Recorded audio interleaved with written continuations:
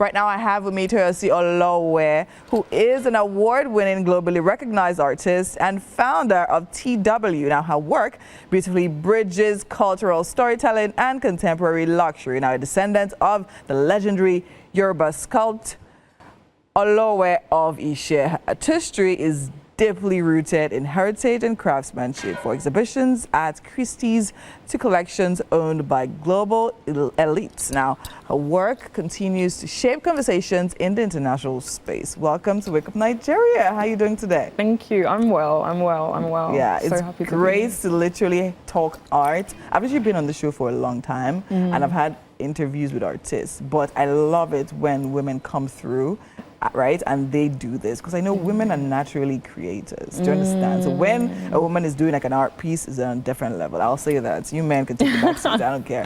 Okay, so let's talk about your art now. Yeah. What is it about what you do that you love so much? Yeah, I would say I really bring out, there's a color palette and a story behind all the art I create. Okay. And for my clients, I'm really interested in bringing out their story or whatever they're going through in the stuff I create. Okay, so now you said there's a color palette. So why did you choose? Is it particular? Does it have to be a particular way? Because now the question will be now, how would you now bridge, I mean, what you create to create that identity for you and then what your client wants? So how do you do that fine and beautiful blend? Yeah, I would say I would bring out my natural positive energy. So it's a lot of yellows, oranges, greens, those kind of an African themed kind of colors.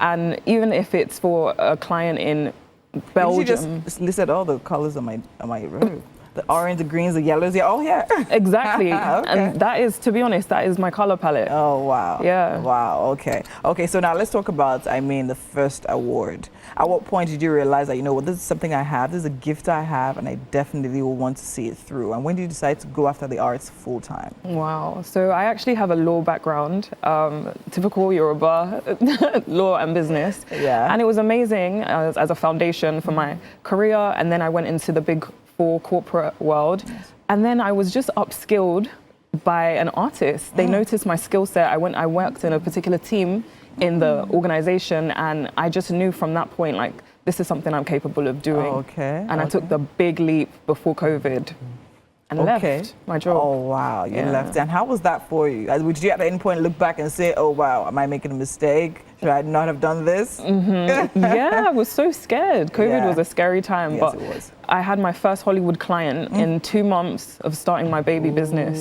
Wow. So I knew that was like the cherry on the top to say I'm doing the right thing. The right thing. Amazing. Okay, so now working with, I mean, all the brands and clients you've actually worked with, right? Now it's important to you that you represent, I mean, the continent, right? Africa, Nigeria, and put it on a global scale. Now that is not something that's easy to do. Now, I know you're someone who literally wants to, I mean, we have great things here, but let's refine it and put it out there. So how do you do that and still manage to be original in the African sense of it? Wow, everything you said was powerful. How do I manage to be original? I think I have a story, a very rare story.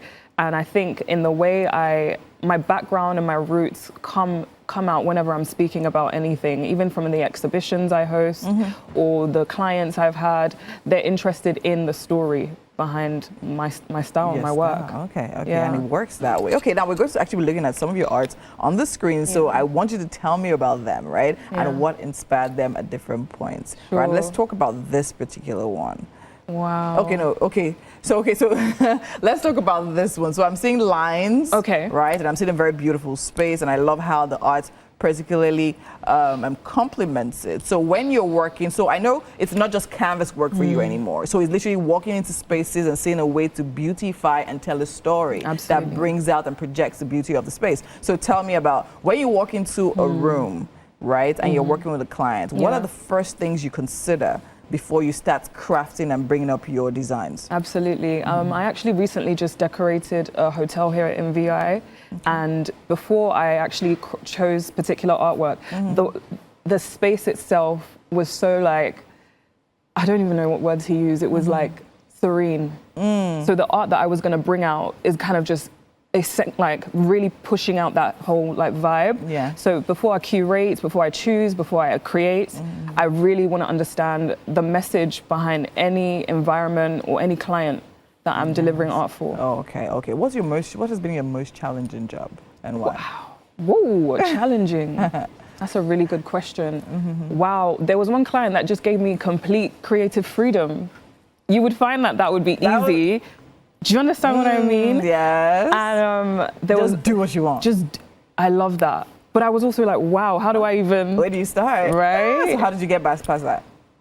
To be honest, the client was so amazed by my story that in the end, they were just like, how about you just paint yourself? Okay. One of the greatest, honestly, one of the greatest pieces of art I've ever made, because it was like, it wasn't even because of flattery. It's more like your journey is a work of art. Yes, yeah. So how did you go about painting yourself? I genuinely just brought out my nature, my colors, it was even faceless. Oh wow. It wasn't even like yours, yeah. Do you get what I mean? Story, everything that you can interpret and put on the canvas that represents you more like amazing. So now, where would you say you are in your career, and what would you say is the next big thing for you? Yeah, more big projects, hotels, restaurants, cafes. I've decorated restaurants in Saudi Arabia, villas in Dubai, you know what I mean? Hotels in Nigeria. I just want to continue to expand and do those kind of like big projects. What are your biggest arts inspirations? Wow.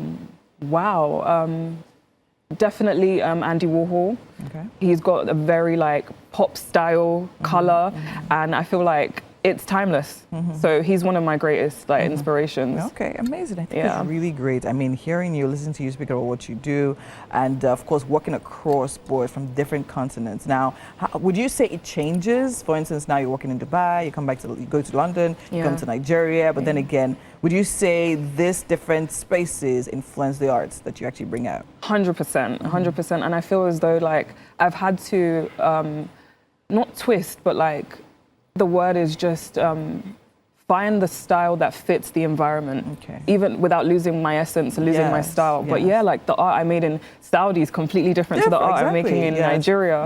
And it's just about, it's like relevance. It's knowing the market, knowing the clients. So yeah. Okay, let's talk about Nigeria now. Where do you think Nigeria is on the scale, on the global scale? You talk about arts and pieces. So earlier, before we even started this interview, we were talking about how arts is done here and how, I mean, some people think, okay, fine, for it to be African, it has to have that rawness and that grittiness and that unrefinedness, right? But now that's something you're working to even correct. To know that the African piece and African art can be done in a way that is refined. So where do you think Nigeria is, and what do you think we need to go to, I mean, the next level? I've had the privilege of exhibiting at Christie's, and it was one of the greatest accomplishments of my art career. And I feel as though those kind of rooms and realms, Sotheby's, those kind of auction houses, I feel like Nigerian art can be seen there and can do extremely well. And part of my mission is to make the way we are seen in the global market as luxury. That's what I think. So I also asked you earlier, I mean, do you think arts is a male-dominated space? So do you think so? I think so, and I think it's time for the women to come and dominate. So hopefully I can be part of the women who are in that space, making strides. No, you already are. I mean, you are there, you're doing what you're doing it so brilliantly well. So what do you think, now being in the space and then working, what do you think it is about the space that makes it seem more male-dominated? Why do you think women are shy? Because I know a lot of brilliant women that actually thrive in that industry. Why do you think the women are shying away from that? I don't know. I think at times when things are so expensive or priced like luxuriously, sometimes men are bolder with their price points. True. I had a few clients that one of the greatest experiences I've ever had in my career was when a client said to me, "We're going to need to up your pricing." It wasn't. A client said that to you. Oh, I love it. It wasn't priced down. Can we negotiate? He was like, I want this now. I want it. Raise it up. So why would you say clients would do that? I think they could see that the talent, and they could see that you're worth more than what you might at the point. Because people, I mean, I know the conversation has always been around, oh, art is expensive, art is expensive. I'm sure you've been to Naked Arts Gallery. Right? Yeah, I love it. Yes, of course. I mean, I love the fact that she's doing great work, and that's another woman in that field, like literally pulling art pieces from different places and just bringing them together. I think it's brilliant work. But then the conversation is always around how pricey art can actually be. And some people are like, okay, why is it pricey? Is it because you actually have to sit down and put it? So what do you think makes so the talent is one, the time goes into it is another thing. But what do you really think? I just think there's some pieces you see and they're priceless. You can't put a price to it. So what do you think really builds up the cost? I think it's the amount of time that an artist has spent on building that skill set. You can't really substantiate time. Like, I think it's part and parcel of saying how, you know, I can't use Obama or something, but how much would you charge Obama for a speaking engagement? Yes. How much would so he it's not even on this piece. Do you understand? It's all the years that comes with it. Oh wow, I think that's brilliant. That's very brilliant. Oh well, thank you so much for being here. Thank you so much for having this conversation with me. I wish you all the very best. I mean, we're talking big jobs. I mean, the biggest of them all. The biggest of them all right? Thank you so much. Okay, so now we have to go. Okay. And thank you so much for sitting in this interview. We still have so much more happening right here on Wake Up Nigeria. Do stay with us. We'll be right back.